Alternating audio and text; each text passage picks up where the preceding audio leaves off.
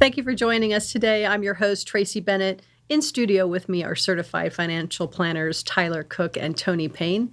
And today we're going to take a high level topic on and answer some questions that people might have about equity compensation. This is pretty intricate. We're going to avoid certain examples. I just want to give some overarching concepts, if you will. So let's talk about what that means to somebody like me who's not a CFP. Let's explain, what is it? Good. Yeah, equity compensation's fun. First of all, it means you're working for typically a larger company or maybe a small company that's just getting started, and they're giving you equity, usually shares in the company in one form or another, and you have the possibility to grow with the company. Yeah, the idea there is to incentivize the bigger picture of just outside of the salary, but trying to grow the business. So they give rewards in that sense, and they'll maybe even upfront structure your compensation package where it's part salary, part equity if you hit certain targets and milestones. That's pretty cool. Yeah. What exactly are people getting when they talk about stock options or restricted stock units? Again, depending upon the flavor, the right to buy stock at a certain price, or they might just be given the stock outright at a certain price, and then the option to sell it later on. There might be restrictions or covenants. Maybe they have to hit a certain share or market cap, or they have to hit certain revenue goals. Each plan document may be a little different, or each agreement, and that's where getting all of the documentation behind it's really important. The grant letter, the agreement, all of those things behind it are really important. And each year they might even be a little different. But again, it's having the documents, understanding the plan, and getting that documentation in front of you, not just the word of when you got that job offer, but getting it in writing and understanding it. Mm-hmm. So if I can, I guess I should have asked this first, but my brain is now curious. Are these part of the stock market? Are these programs part of the stock market? If it's a publicly traded company, sure. So how does that work? Use Amazon, for example, where you see that quite a bit. A lot of the high-flying tech companies, and Amazon's got AWS now as part of one of their platforms. So they'll offer incentives of actual stock in Amazon as part of the compensation package along with their base salary. And it can be significant. It can be half your pay. Is it just one stock, or is it? It'll be that company, right? That company's stock. Okay, so it's not multiples. It's just that company. Correct. Gotcha. Yep. Okay. How do people deal with taxation on something like that? Well, it's tricky. To Tony's point, there's a lot of ways it could go. Capital gains tax, ordinary income, a lot of different ways to look at that. So again, talking to the CPA, understanding what you have, knowing the timelines, because each timeline can be different on how long you hold the stock and what tax treatment comes with that. So having an understanding of that bigger picture is key. But I will say one point to add, diversifying out of those options if you choose to purchase them like you talked about, or if you've accepted the grant, the idea being you're going to get over concentrated in that one particular company, especially a huge company like Amazon, for example. If you're doing the plan right and you're diversifying your portfolio, you already own Amazon in some way or shape or form, most likely in a mutual fund type setting. So if you're getting all these stock options from Amazon and Amazon's already the top 5 or 10 holding in your portfolio, now you've created other risks in your plan with, we call it concentrated position risk, where you've got too much money in one particular stock. It's great when it goes up, but it's really bad when it goes down. And we're just using that as one general example there. I mean, whether it's Amazon or GE or whatever. Boeing. Yeah, exactly. Yeah. But the idea of it's a big company, and you know what? You're working there. You probably believe in it. You might even like it. You have a little inside knowledge. You're a believer in the company. So naturally, you might see it on the up and come. You might have that little bit of bias there. That's another reason to say, can I be objective? Do I really believe that this is something that I should be in long term, because my pay's already tied to this, my lifestyle's tied to this, and I'm going to have a big portion of my stock tied to this? These are reasons why diversification is really important. And going back to the tax piece as well, sometimes the company themselves will account for that. And before you get the stock, they might already withhold pieces of that, whether it's shares, or they might liquidate some of the shares and withhold the stock for you. So when you get your statements, look at that, because they might already have withheld parts of those shares for you. So when you see your statement, you might see less money than what you thought, maybe because they've already withheld the taxes. Now, does that work itself into your, let's for argument's sake, say your portfolio is managed through Vanguard.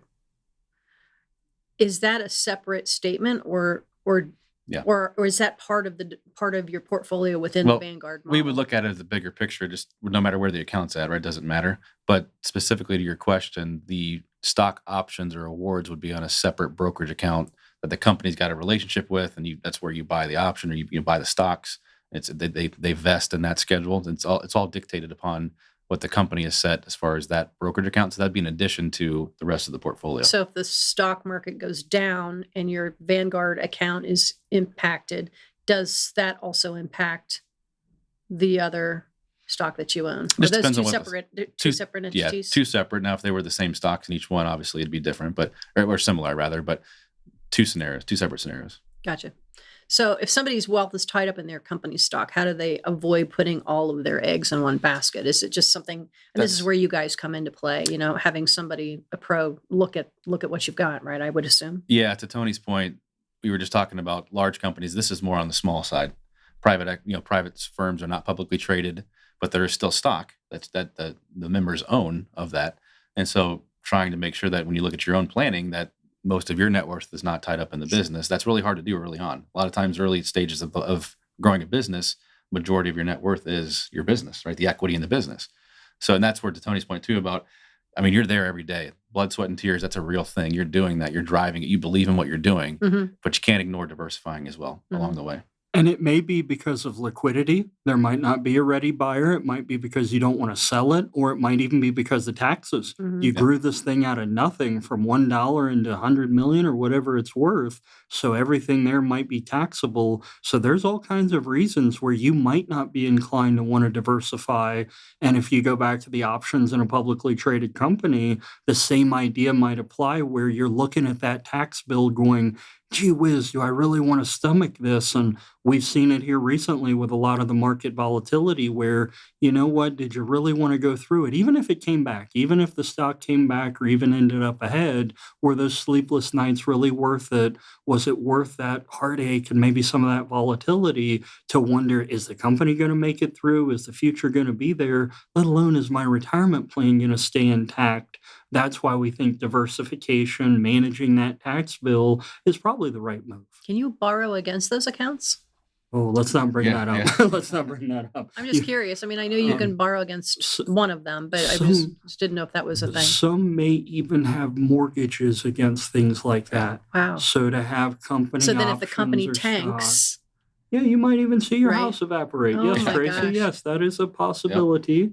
And banks will let you do that, and other lenders will, and not something we would recommend. But the idea of trying to avoid taxes is what drives some people so much so that they're willing to overconcentrate. And again, everyone's different. I understand that. And if the stock never goes down, that might be a great move. But I don't stomach that kind of risk myself. so this question, people, and this might really, I think it relates to it. People often want to use their equity for big things like buying a home or paying for college, using their investments.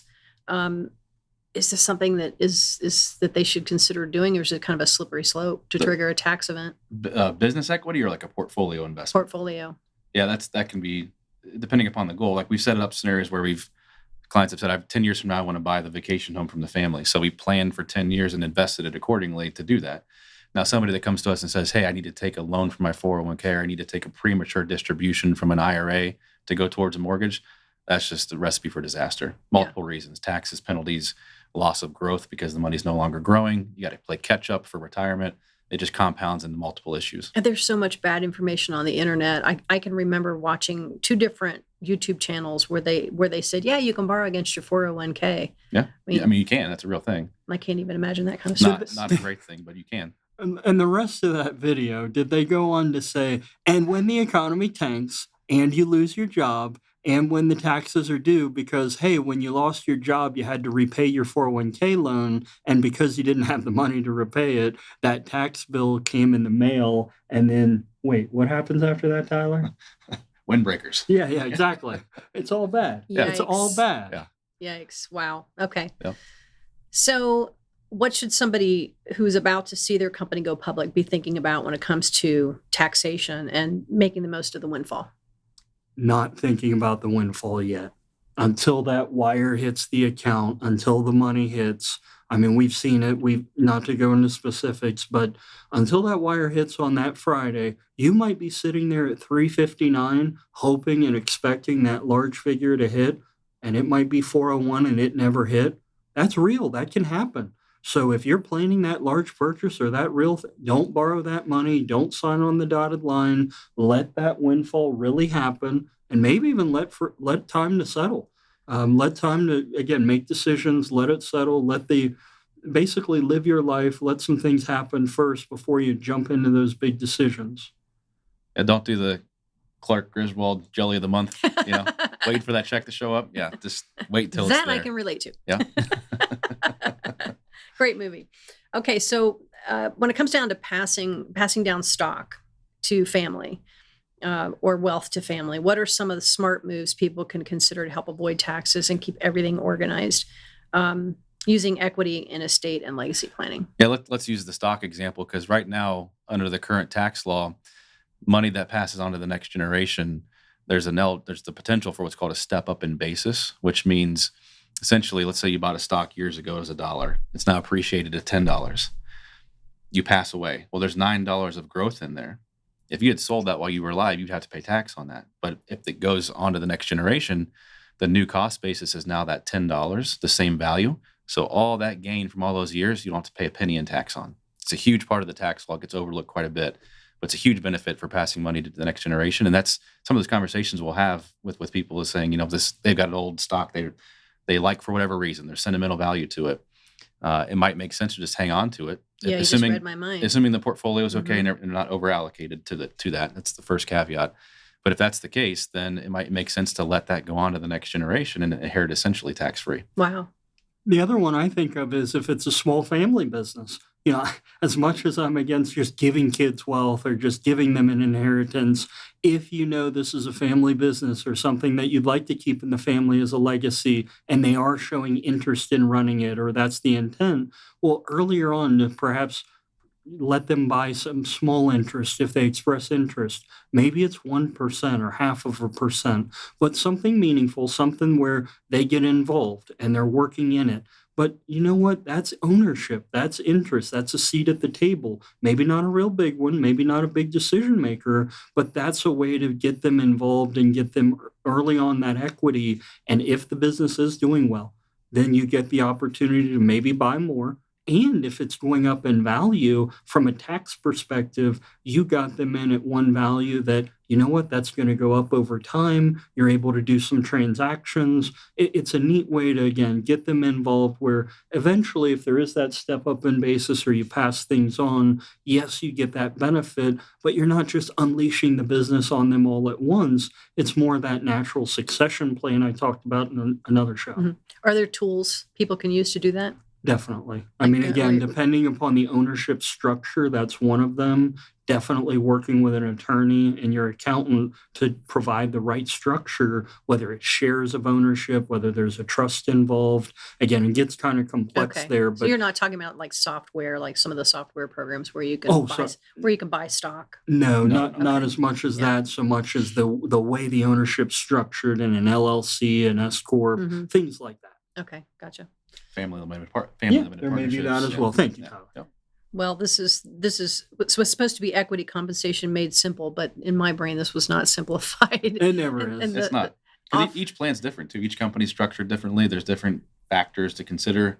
Tax laws are different based on types of companies. So there's a lot. What a universe. Yeah. The moral of the story is seek help from the professional team of CFPs, CPA, and attorneys. Do it right. Make sure you read the fine print. That's it for today. Tune in next time on the next topic. We hope you'll share with your friends. Catch us on YouTube.